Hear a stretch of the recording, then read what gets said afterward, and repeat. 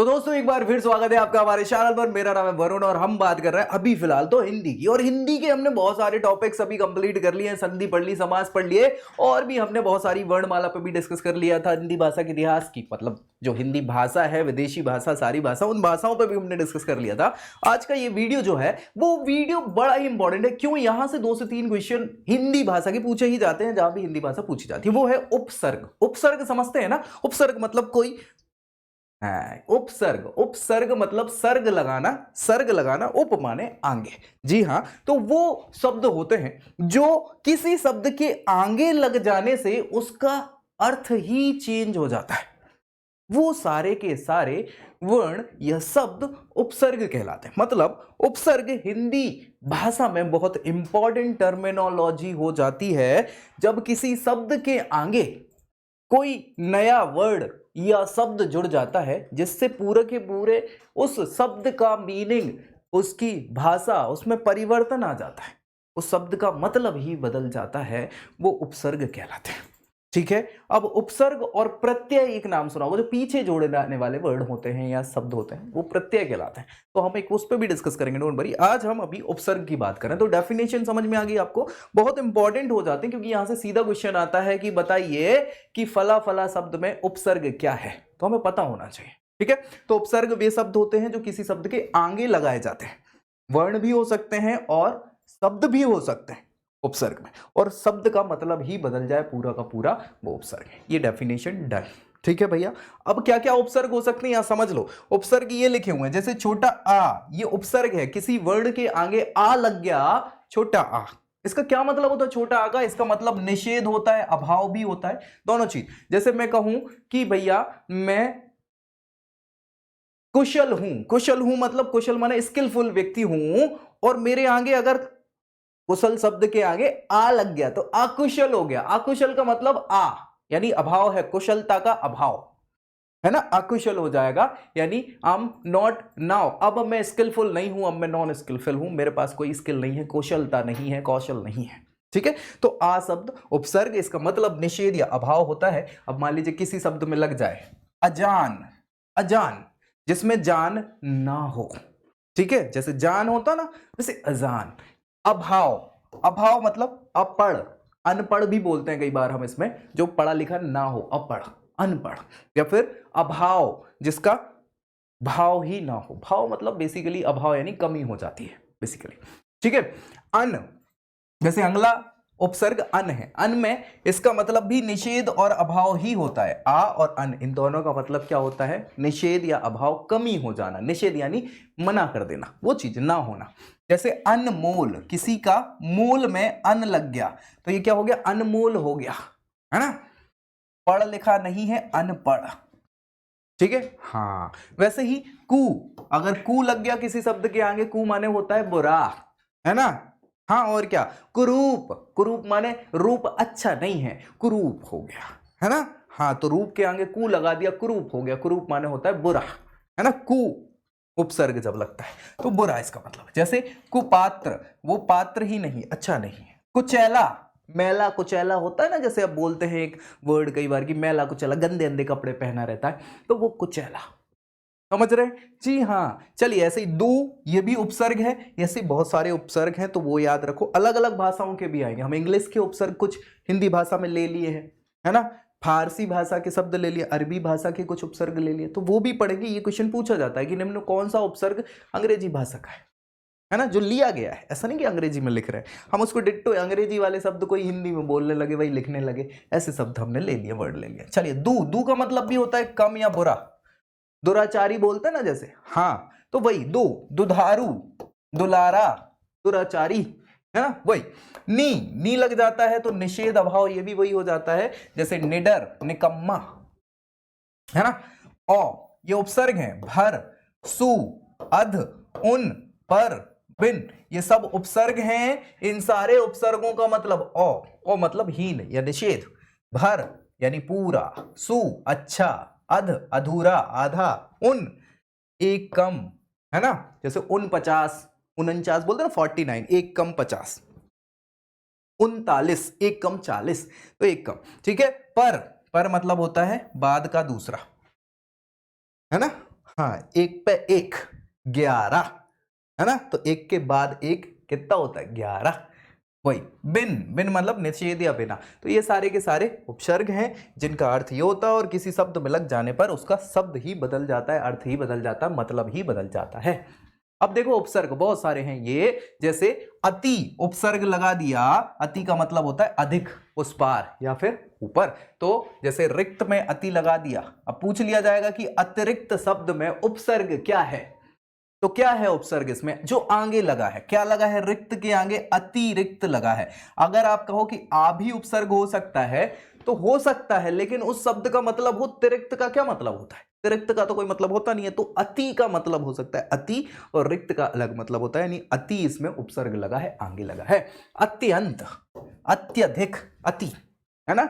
हमने संधि विग्रह पढ़ा था, संधि वाला वीडियो मैंने डाला हुआ है, उसको देख लेना, उसमें हमने अति, अधिक, तो अत्यधिक होता है ना। तो ये सारी चीजें। चलिए, अधि, अधि मतलब ऊपर, श्रेष्ठ, समीप, अधिकार, अधिराज, अध्यात्म, ऐसे क्वेश्चन भी आ जाते हैं। अधि शब्द से मिलकर उपसर्ग बनाइए 3, तो ऐसा भी हमें पता होना चाहिए, ठीक है। अप, अभी, अव, आ, उत, उप, दुर, दुस, निर, नी, परा, परी, प्रा, प्रति, बी, बम, सम, सु, ये सारे के सारे क्या हैं, ये सब उपसर्ग हैं, इनके मतलब होते हैं अलग अलग, और इनसे रिलेटेड बहुत सारे क्वेश्चन पूछे जाते हैं। जैसे यहां पे नी लगा दिया, निराकार, निर्गुण, है ना, निर्दर्शन, नियुक्त, निषेध, परा उपसर्ग लग गया, पराभव, पराक्रम, पराजय, पा उपसर्ग लगा, परिधि, परिणाम, है ना। तो ये सारी चीजें आपको याद रखना, उपसर्ग वे शब्द होते हैं जो आगे लगा दिए जाते हैं। चलिए, कुछ उर्दू भाषा से हमने शब्द लिए हिंदी भाषा में, और उनको हम वैसे ही बोलने लग गए हिंदी भाषा में, और वो पूछ लिए जाते हैं कि ये उपसर्ग किस भाषा से लिया गया है ना। तो पता होने चाहिए कौन कौन से हैं। अरबी फारसी भाषा से हमने कुछ शब्द जो है अब हिंदी वर्णमाला में या हिंदी व्याकरण में वैसे के वैसे रख लिए है ना। अब वो हम यूज तो हिंदी भाषा में भी करने लगे, लेकिन वो आए कहां से हैं, वो उर्दू भाषा के शब्द हैं, या अरबी या फारसी भाषा से लिए हुए शब्द। जैसे कि गैर, सुना होगा ना, गैर व्यक्ति हो जाता है, गैर मर्द हो जाता है, ऐसे नाम तो सुने ही होंगे। तो गैर मतलब यहाँ पे निषेध होता है इसका मतलब, और गैर बाजिब, जो बाजिब ना हो, बाजिब ना होगा मतलब समझ रहे हैं ना, हाँ बाजिब नहीं होना। गैर हाजिर, जो हाजिर ना हो, गैर हाजिर। गैर कानूनी, जो कानूनी ना हो, गैर कानूनी। तो गैर शब्द जो है वो क्या हो गया, ये उर्दू भाषा का शब्द है, और उपसर्ग के रूप में हम यूज करते हैं हिंदी भाषा में। ये पूछ लिया जाता है कि गैर शब्द किस भाषा का शब्द है, याद रखिएगा, ठीक है। ऐसे कम, आजकल हम बहुत कम खाते हैं, कम नींद आती है ना, तो गर्मी बढ़ गई है, ऐसा और कुछ नहीं है ना। हाँ, गर्मी का मौसम बढ़ गया है तो नहीं आ रही, खाना भी नहीं खिलाता है, नींद भी नहीं आती है ना, क्योंकि एग्जाम आने वाले तो टेंशन बढ़ गया है, ये भी हो सकता है। तो कम, कम शब्द भी किसका है, उर्दू भाषा का है, जिसका मतलब होता है थोड़ा या कम, हीन। जैसे कम अकल, अकल कम हो गई है, कम अकल कहीं का, ऐसा बोल देते हैं ना अपन किसी किसी को। हाँ, कमजोर, कमजोरी सी आ गई है ना, कमजोर, तो कमजोर हो जाना, ये क्या है, कम भी कहां से लिया हमने, उर्दू भाषा से शब्द लिया हुआ है, ठीक है। खुश, उसका मतलब होता है अच्छा, खुशहाल, है ना, खुशहाल हो जाए परिवार, खुशहाल देश हो, खुशहाल सारे का सारा विश्व हो, ऐसा अपन बोलते हैं। खुशखबरी, खुशखबरी है भाई, खुशखबरी क्या है, पोस्टें आ गई हैं, परीक्षा आ रही है, तैयारी कर लो, तो ये खुशखबरी है। खुश नसीब होना, खुश नसीबी, बहुत सारे लोग खुश नसीब नहीं होते, अपन कहते हैं यार तुम तो बड़े खुश नसीब हो कि तुम पैसे वाले हो, तुम्हारी जॉब जल्दी लग गई, तुम्हारा सिलेक्शन जल्दी हो गया, हमें तो टाइम लग रहा है। तो खुश नसीब, ये खुश शब्द भी कहाँ का है, उर्दू शब्द है, याद रखिएगा, है ना। दर, बद, बद अच्छा, बदनाम बुरा, बद मतलब होता है बुरा, है ना। तो बद, बदकिस्मत, ये खुशकिस्मत था, ऐसे ही बदकिस्मत। बदनाम, है ना, उसका उतना नाम हुआ है जो जितना बदनाम हुआ है, तो बदनाम, ये बद क्या है, उपसर्ग है। बदबू, खुशबू होती है, ऐसी बदबू होती है। बू, बू यानी होती है सुगंध, यानी गंध होती है बेसिकली, बू का मतलब गंध। अब वो अच्छी है तो सुगंध हो जाती है, बुरी है तो दुर्गंध हो जाती है, खुशबू और बदबू भी इसको कह देते हैं। तो ये बद शब्द भी क्या है, उर्दू है।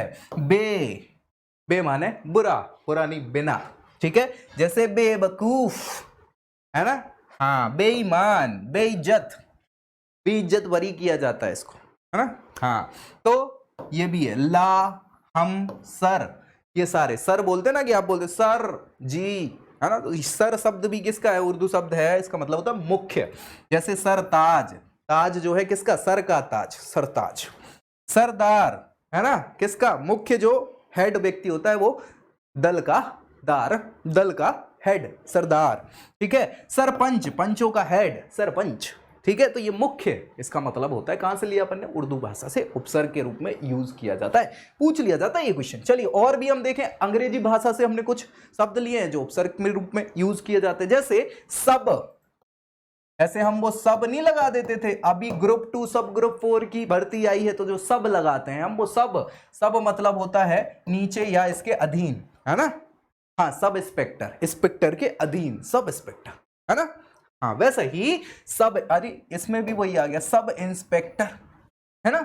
सब कमेटी, कमेटी के अंदर की कमेटी, सब कमेटीज होती है ना। तो ये सब शब्द जो है SUB, है ना, सब। तो ये इंग्लिश का शब्द था जिसको हम वैसे ही हिंदी में यूज करने लगे। 22, ये वाला 22 नहीं है, 2 पे 2 22 वाला, जे नहीं है। 22 कौन सा है, VICE, ये 22 अपन लगाते ना, 22 चेयरमैन, 22 प्रेसिडेंट, है ना, उपराष्ट्रपति, वही चीज है, सहायक कहलाता है 22, है ना। तो 22 चांसलर, 22 सराय, ठीक है। डिप्टी, डेप्यूटी होता है ना, डेप्यूटी, इसको हम डिप्टी, डिप्टी बोल जाते हैं। हाँ, तो इसका मतलब भी सहायक होता है, डिप्टी कलेक्टर, डिप्टी रजिस्ट्रार, ये सारी चीजें आपकी आ जाती है। चीफ, चीफ, अब चीफ इधर कौन सा, CHIEF, चीफ, ये भी हो सकता है, बहुत सारे चीफ होते हैं, है ना। हाँ, चीफ इंस्पेक्टर जिसको हम बोलते हैं, प्रमुख होता है चीफ, ठीक है। सो chief minister, chief engineer, important. Done. General, क्या भैया, जनरल, इसको हम पूरा का पूरा इंग्लिश को हिंदी में ले लिए, जनरल, जनरल बोलते रहते हैं। प्रधान होता है, जनरल मैनेजर, जनरल सेक्रेटरी, ठीक है। और हेड, क्या, हेड, HEAD, हेड, ये हेड वो सर नहीं, हेड मतलब होता है, हाँ, मुख्य। हेड कांस्टेबल होता है, हेड मास्टर होता है, ठीक है, हेड क्लर्क होता है।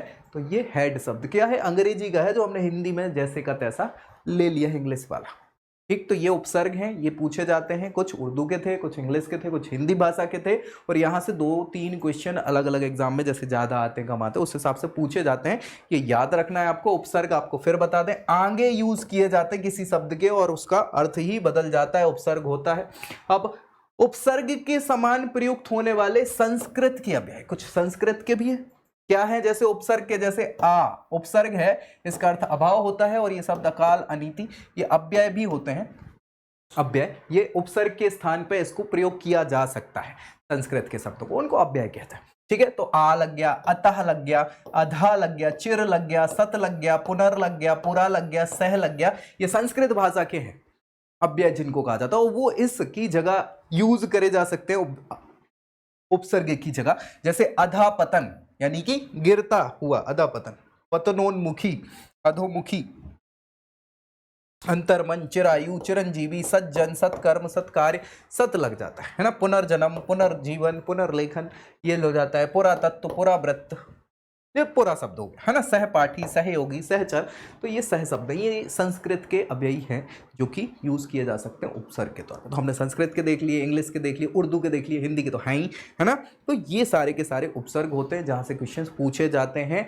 मैं कुछ और प्रैक्टिस बाद में कभी आपको अगर अलग से करवा दूंगा, अगर और भी शब्द आप उपसर्ग के चाहते हैं तो कमेंट करके बता दीजिएगा, तो अपन उस पर भी डिस्कस कर लेंगे। लेकिन फिलहाल मुझे लगता है कि उपसर्ग से रिलेटेड ये सारी चीज़ें अपन ने डिस्कस कर ली यहाँ पे। उपसर्ग खत्म, अब अगले वीडियो में प्रत्यय पे डिस्कस करेंगे। तो भैया वीडियो दोस्तों में शेयर करना बिल्कुल नहीं भूलना है, और चैनल सब्सक्राइब कर लेना, ताकि सारी प्रतियोगी परीक्षाओं की तैयारी यही इसी चैनल पर आपकी हो जाए। तो मिलेंगे अगली वीडियो में, तब तक के लिए जय हिंद।